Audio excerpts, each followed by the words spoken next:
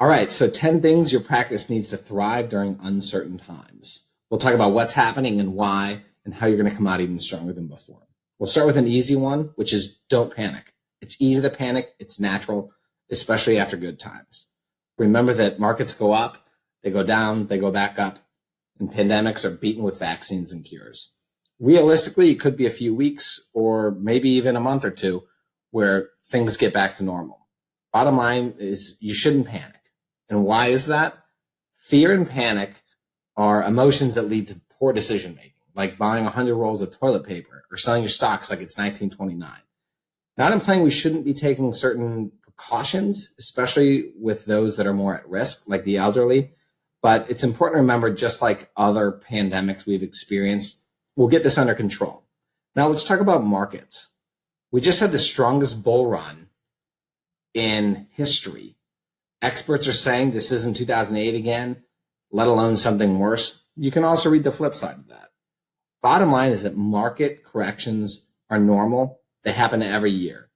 They plunge over 20% every 7 years. No matter what, markets always drop and they always return to normal and beyond. So moving on from don't panic, number 2 is be grateful. Look at what you have and be thankful. Whether you're just starting out or you've been in business for over 30 years, there's a lot of reasons you should be grateful. I'll give you a few.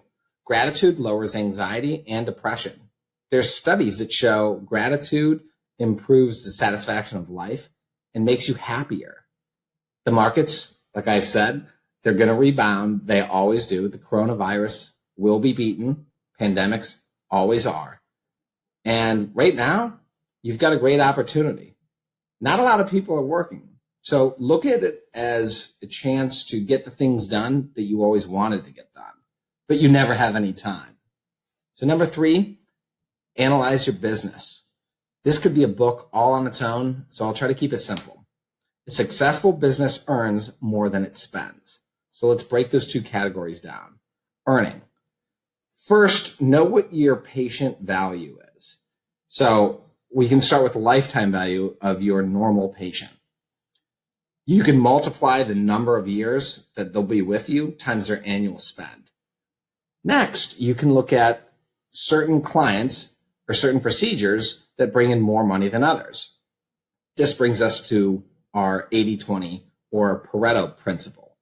So what this basically says is that 80% of results come from 20% of the input. How does this apply to you? Let's say you offer 10 core procedures. Chances are 2 of them are going to make up 80% of your revenue. Do the math in your practice. Seriously, it'll probably be over 80%. So if procedure A and procedure B make up 80% of your revenue, wouldn't it make sense to get more of those procedures? Come up with a strategy to focus on those procedures. Now let's switch over to spending. Ideally, less than you earn. The 80-20 rule applies here as well. When you analyze your numbers, you're going to find that employees, your rent or mortgage, insurance, supplies are pretty high on your list. So let's start with that. Employees. Are their tasks being done by multiple people?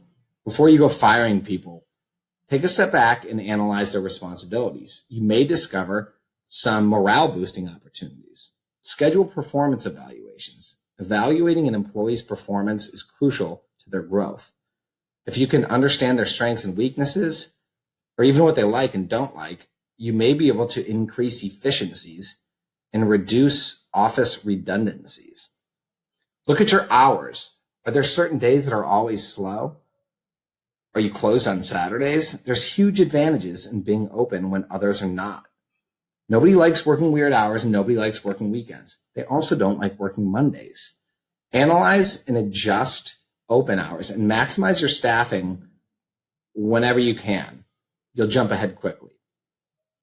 Think about things like insurance. When was the last time you explored alternatives? Are there other benefits like retirement that you can switch people or make some more money from it? Good things to look at. Supplies. I can tell you that everything is negotiable. If you don't believe me, ask your current vendor or tell your current vendor that you're shopping around. See what happens. Another idea is to consider refurbished or lightly used supplies, furniture, for example. The cost savings can be substantial. I'll include some links on more in-depth research into this. Number 4 is cut like a surgeon. Don't swing an axe like Paul Bunyan. You don't want to get crazy. If you're running a successful practice up until coronavirus, there's no reason to turn things upside down. On the flip side, if your practice is overdue for some changes, make them methodically. Let's say you want to trim your utilities. It's probably not a good idea to make 79 degrees the new normal. You won't get many returning patients, and staff probably won't be very happy. Invest in a smart thermostat. You can save 10 to 12% on average with heating and up to 15% with cooling. Get some double pane windows. Get some sealants for your doors and windows. Costs a couple dollars, but it'll save you hundreds, potentially every month. Now, something I want to tell you that is a good and a bad. The majority of complaints in healthcare practices isn't with you, the doctor, the dentist. It's with the small things, like they couldn't find parking. They couldn't find your office. Nobody answered their call. Most importantly, they didn't feel happy coming or going. A smile goes a long way. Keep your staff happy.